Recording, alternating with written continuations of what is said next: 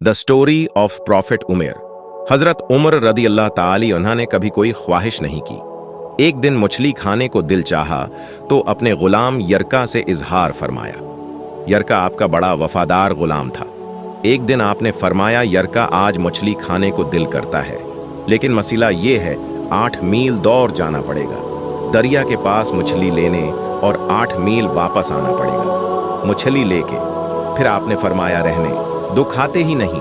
एक छोटी सी ख्वाहिश के लिए अपने आप को इतनी मशक्कत में डालना अच्छा नहीं लगता कि 8 मील जाना और 8 मील वापस आना सिर्फ मेरी मछली के लिए। छोड़ो यरका, अगर करीब से मिलती तो और बात थी। गुलाम कहता है, मैं कई सालों से आपका खादिम था, लेकिन कभी आपने कोई ख्वाहिश की ही नहीं थी, पर आज जब ख्वाहिश की है तो मैंने दिल में ख्याल किया कि हजरत उमर फारूक ने पहली मर्तबा ख्वाहिश की है और मैं पूरी न करूं। ऐसा कैसे हो सकता है?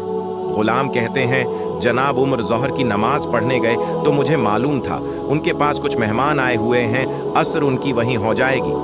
गुलाम कहता है कि मैंने हजरत उमर के पीछे नमाज पढ़ी और 2 रकात संत नमाज पढ़कर मैं घोड़े पर बैठा। अरबी नस्ल का घोड़ा था, दौड़ा कर मैं दरिया पर पहुंच गया। अरबी नस्ल के घोड़े को 8 मील किया कहते। वहां पहुंचकर मैंने एक टोकरा मछली का खरीदा और हजरत उमर रजी अल्लाह ताली उन्हा की असर की नमाज होने से पहले मैं वापस भी आ गया और घोड़े को मैंने ठंडी छांव में बांध दिया ताकि उसका जो पसीना आया हुआ है वो खशक हो जाए और कहीं हजरत उमर फारूक देख ना लें। गुलाम कहता है कि घोड़े का पसीना तो खशक हो गया, पर पसीने की वजह से गर्दो गुबार घोड़े पर जम गया था, जो वाज़ेह नजर आ रहा था कि घोड़ा कहीं सफर पे गया था।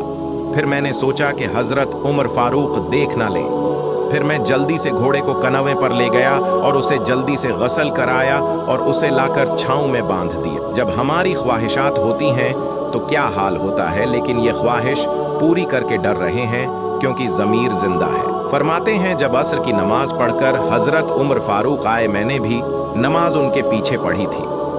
घर आए तो मैंने कहा, हुजूर, अल्लाह ने आपकी ख्वाहिश पूरी कर दी है, मछली का बंदोबस्त हो गया है, आवर बस थोड़ी देर में मछली पका के पेश करता हूँ। कहता है, मैंने ये लफ्ज़ कहे तो जनाब उमर फारूक उठे और घोड़े के पास चले गए। घोड़े की पश्त पे हाथ फेरा, इसकी टांगों पे हाथ फेरा और फिर उसके कानों के पास गए और घोड़े का फिर एक कान उठाया और कहने लगे, यरका तूने सारा घोड़ा तो धो दिया, लेकिन कानों के पीछे से पसीना साफ करना तुझे याद ही नहीं रहा और यहाँ तो पानी डालना भूल गया।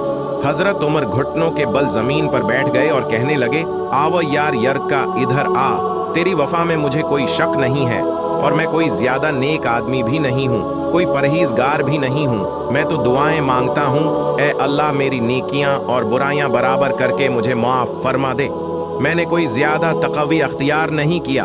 और बात को जारी रखते हुए फरमाने लगे, यार एक बात तो बता, अगर ये घोड़ा क़यामत के दिन अल्लाह की बारगाह में फरियाद करे कि या अल्लाह, उमर ने मुझे अपनी एक ख्वाहिश पूरी करने के लिए 16 मील का सफ़र तय कराया, ए अल्लाह, मैं जानवर था, बेज़बान था, 16 मील का सफ़र एक ख्वाहिश पूरी करने के लिए, तो फिर यरका तो बता, मेरे जैसा वजूद का कमज़ोर आदमी मालिक के हुजूर घोड़े के सवाल का जवाब कैसे देगा? यरका कहता है, मैं अपने बाप के फूत होने पर इतना नहीं रविया था जितना आज रविया में तड़प उठा के हुजूर। ये वाली सोच, यहाँ तो लोग अपने मुलाजिम को नीचा दिखाकर अपना अफसर होना जाहिर करते हैं। गुलाम रोने लगा। हजरत उमर फारूक कहने लगे, अब इस तरह कर, घोड़े को थोड़ा चारा अजाफी डाल दे और ये जो मुछल्ली लेके आए हो उसे मदीने के गरीब घरों में तकसीम कर दो और उन्हें ये मुछल्ली देकर कहना कि तेरी बख्शिश की भी दुआ करें और उमर की माफ़ी की भी दुआ करें।